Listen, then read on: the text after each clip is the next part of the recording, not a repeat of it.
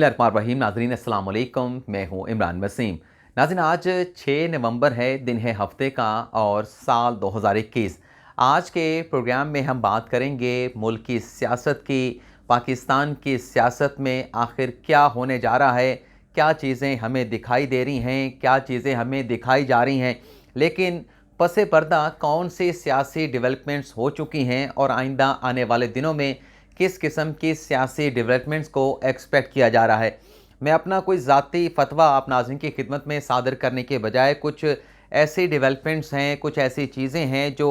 हुकूमत की साइड से हैं, जो वज़ीर इमरान खान से मुतल्लिक़ा हैं, पहले वो आप नाज़रीन की खिदमत में पेश करेंगे। उससे आप नाज़रीन ये अंदाज़ा लगा पाएंगे कि मुल्क की हालात क्या हैं, क्या चल रहा है, क्या होने जा रहा है। और उसके बाद फिर कुछ अपोजिशन की साइड की चीज़ें हैं, उसमें आपको बताएंगे कि अपोजिशन मौजूदा हुकूमत से मुतल्लिक़ क्या सोच रही है, क्या करने जा रही है। उससे भी आप मुल्क की हालात का जो है वो बखूबी बड़ी आसानी के साथ अंदाज़ा लगा पाएंगे। तो सबसे पहले हम बात कर लेते हैं जो हुकूमत की साइड की चीज़ें हैं, जो इमरान खान से जुड़ी हुई हैं। तो बात करते हैं कि आखिर मौजूदा हालात में वज़ीर इमरान खान की जानिब से आखिर ऐसा बयान क्यों दिया गया जिसमें वज़ीर इमरान खान का ये कहना था कि किसी ने अगर कारकर्दगी का सवाल पूछना है तो ये सवाल 5 साल के बाद पूछा जाए। इमरान खान साहब ने अपने स्टेटमेंट में कहा कि अवाम की तरफ से हमें 2 साल का नहीं, 3 साल का नहीं, बल्कि 5 साल का मैंडेट दिया गया है। किसी ने तनकीद करनी है, सवाल पूछना है तो 5 साल के बाद हमसे सवाल पूछा जाए और ये देखा जाए कि हमारी हुकूमत की कारकर्दगी क्या रही और हमारी कारकर्दगी से जो आम आवाम है उनकी ज़िंदगी में क्या बेहतरी आई है या कोई बेहतरी नहीं आई। सिर्फ ये इमरान खान साहब का स्टेटमेंट नहीं जिससे ये ख़दशा महसूस होता है कि शायद इमरान खान किसी ख़तरे को महसूस करते हैं कि उनकी जो हुकूमत की 5 साल की मुद्दत है उसे पूरा करने नहीं दिया जाएगा, बल्कि इससे हटकर भी एक बड़ी अहम डेवलपमेंट है जिससे मुतल्लिक़ ज़रा ये बताते हैं कि वफाकी काबीना का जो आखिरी मंगल के रोज़ इजलास हुआ, उस इजलास में भी वज़ीर आज़म इमरान खान ने अपनी वफाकी काबीना के अरकान को मुल्क की मामलात से मुतल्लिक़, मुल्क की हालात से मुतल्लिक़ ना सिर्फ एतमाद में लिया, बल्कि ज़रा ये भी बताते हैं कि उस काबीना इजलास में वज़ीर आज़म इमरान खान की तरफ से अपने अरकान से ये भी कहा गया कि जो आइंदा आने वाले 3 माह हैं वो बड़े सख्त हैं, बड़े अहम हैं और आइंदा के जो हालात बनने जा रहे हैं, आइंदा 3 माह में जो हालात बनने जा रहे हैं, ज़रा ये बताते हैं कि इमरान खान साहब ने अपनी काबीना अरकान से कहा कि उन हालात का हमने बड़ी दलेरी के साथ, बड़े हौसले के साथ और अपने इत्तेहाद के साथ मुकाबला करना है। तो कुछ तो वजह है कि वज़ीर इमरान खान की तरफ से काबीना के इजलास में आइंदा आने वाले 3 माह में जो हालात बनने जा रहे हैं उस पर वो अपने काबीना के अरकान को एतमाद में लेते हैं, उनका हौसला बढ़ाने की कोशिश करते हैं। साथ ही अटक में खिताब करते हुए वो कहते हैं कि हमें 5 साल के बाद हमसे हमारी कारकर्दगी का पूछा जाए। तो कहीं ना कहीं ये महसूस होता है कि इमरान खान इस चीज़ को देख रहे हैं या समझ रहे हैं, किसी ख़तरे को महसूस कर रहे हैं कि शायद उनकी हुकूमत के रास्ते में किसी किस्म की रुकावटें खड़ी करने की कोशिश की जा रही है या उनकी हुकूमत को जो है वो चलता करने की कोशिशों का आगाज़ कर दिया है। अच्छा, मैं इमरान खान साहब से मुतल्लिक़ 2 और चीज़ें भी आप नाज़रीन की खिदमत में पेश करूँगा और फिर आपको ये बताऊँगा कि अपोजिशन क्या सोच रही है और क्या करने जा रही है और आप बखूबी अंदाज़ा लगा पाएंगे कि सारी ये खिचड़ी चल क्या रही है, सारी खिचड़ी पक क्या रही है। इससे पहले 2 चीज़ें मैंने इमरान खान साहब की जो आपको मैंने अभी सुनवाई हैं, इससे पहले इमरान खान साहब की जो तीसरी ख़ास बात है जो आप नाज़रीन के साथ मैं शेयर करना चाहता हूँ, जो खालिद बिन वलीद को उनके सिपहसालार के ओहदे से हटाने से मुतल्लिक़ इमरान खान की तरफ से बयान दिया गया था, जिससे कनेक्ट करने की सोशल मीडिया पे कोशिश की गई कि शायद उस बयान के ज़रिए इमरान खान साहब जो हैं वो जनरल बाजवा साहब को हटाने की बात कर रहे हैं। इसी तरह से एक और बयान भी दिया गया जिसमें वज़ीर इमरान खान ने कहा कि रियासत मदीना में जो तरक्की का एक राज था, जो तरीक़ाकार था, वो ये था कि जो भी जर्नेल या जो भी फ़ौजी होता था, सिपहसालार होता था, वो कारकर्दगी दिखाकर नीचे से ऊपर आ जाता था। यानी तरक्की के बराबर के मौक़े जो है वो रियासत मदीना में मैसर थे। अब यहाँ पर आप देख लें कि जर्नेल की मिसाल क्यों दी जा रही है। पहले बयान में खालिद बिन वलीद का जिक्र करते हैं, दूसरे बयान में वो रियासत मदीना की बात करते हुए जर्नेल की यानी एक फ़ौजी के सिपहसालार की तरक्की का जिक्र करते हैं। तो कहीं ना कहीं कोई खिचड़ी या कोई ना कोई इख्तलाफ मौजूद है सिविल मिलिट्री जो है वो क़यादत के माबैन। चाहे बहुत सारे लोग हमने सुने हैं जो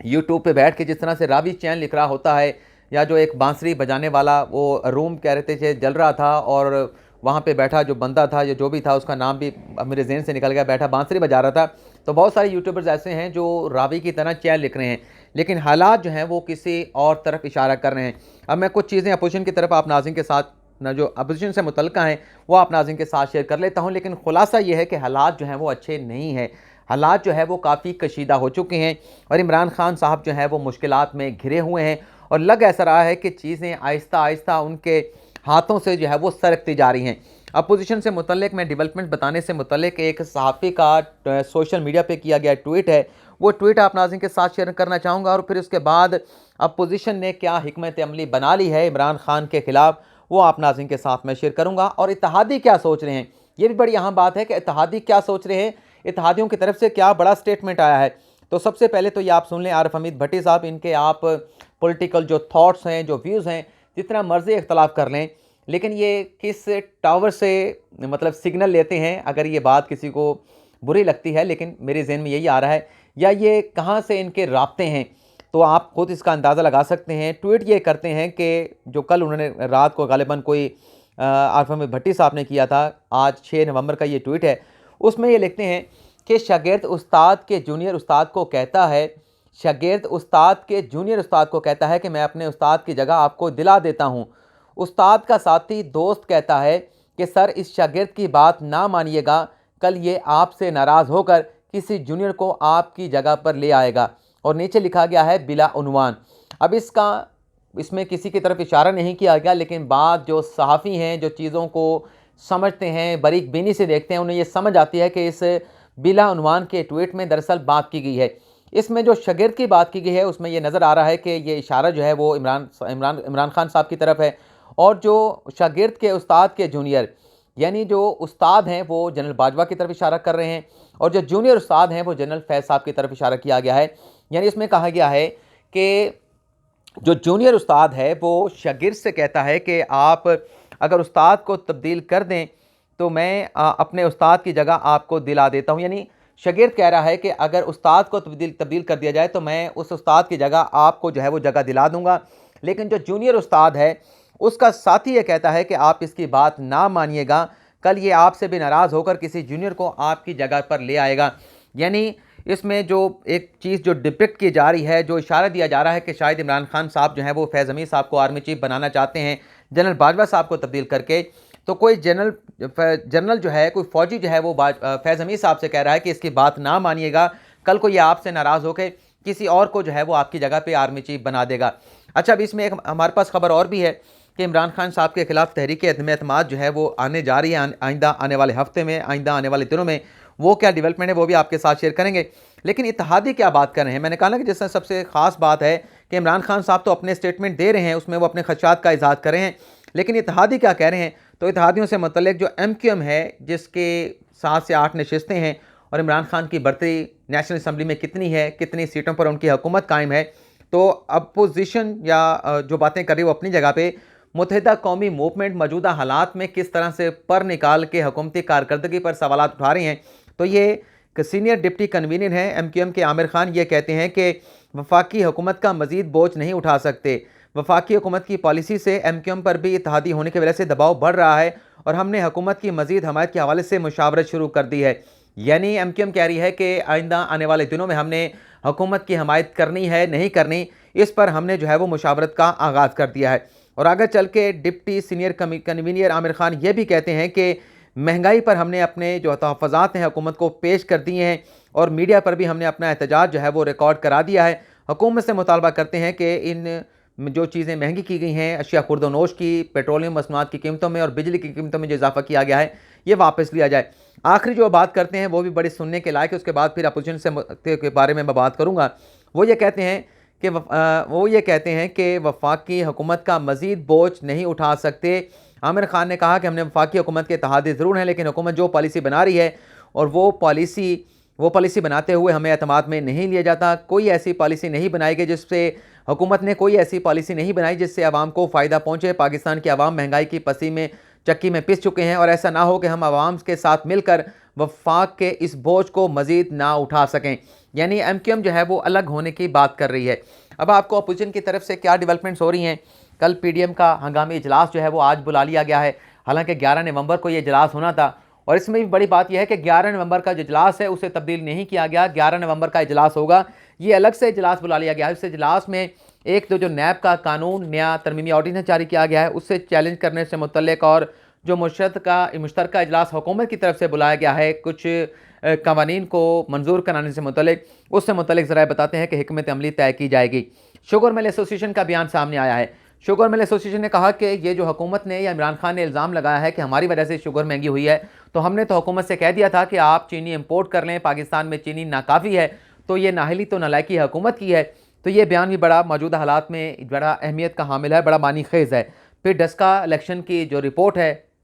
NA-75 की, वो भी मंजर आम पर आ चुकी है। उसमें भी सारा जो धांधली का जो एलिगेशन या जो मनसूबा बना, वो सारी चीज़ें फिरदौस आशिक अवान जिनका ताल्लुक जो है पाकिस्तान तहरीक-ए-इंसाफ से है, उस पर डाल दिया गया। वज़ीर पंजाब उस्मान बुज़दार के जो सेक्रेटरी हैं उनके जो PS हैं उस पर मुद्दा डाल दिया गया। तो ये रिपोर्ट भी बड़ी जो है वो चशमकुशा और बड़ी बानीखेज़ लगती है। इसी तरह से अभी चंद रोज़ पहले इमरान खान साहब का एक ऑडियो स्कैंडल भी सामने आया, जिसमें उनके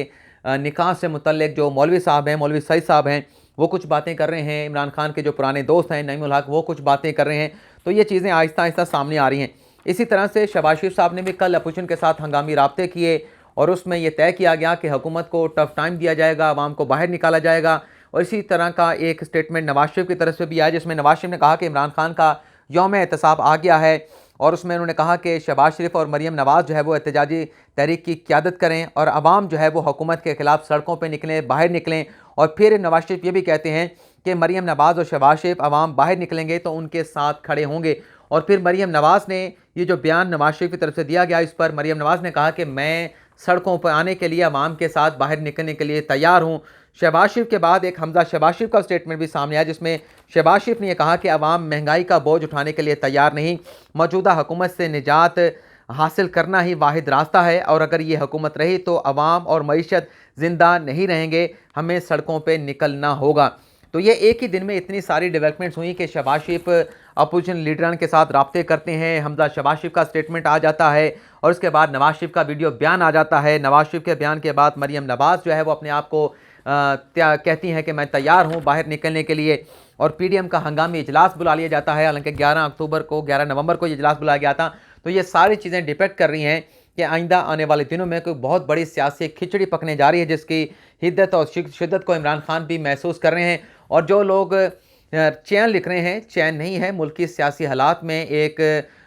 उबाल जो है वो आया हुआ है, लेकिन ये उबाल किस करवट बैठेगा, इमरान खान क्या इस सारे हालात का किस तरह से मुकाबला करते हैं, सरेंडर करते हैं। अपोजिशन की जो सोच है कि हुकूमत को चलता किया जाए और नए इंतखाबात की राह को हमवार किया जाए, तो अपोजिशन अपनी कोशिशों में कितनी कामयाब होती है, ये आइंदा आने वाले दिनों में पता चलेगा। लेकिन हालात जो हैं, बज़ाहिर लग रहा है कि इमरान खान साहब के लिए मुवाफ़िक नहीं है। इमरान खान के लिए हालात जो हैं वो काफ़ी ज़्यादा मुश्किल हो चुके हैं। अब इसमें इम्तिहान जो है वो इमरान खान साहब का है, और इसमें पता है कि जो लोग होते हैं, जो सियासी मुखालफिन होते हैं, वो फिर किस तरह से सारी मूव को लेकर चलते हैं, सारी चीज़ों को लेकर चलते हैं। तो ये आज तक का हमारा प्रोग्राम, आपसे इजाज़त चाहते हैं।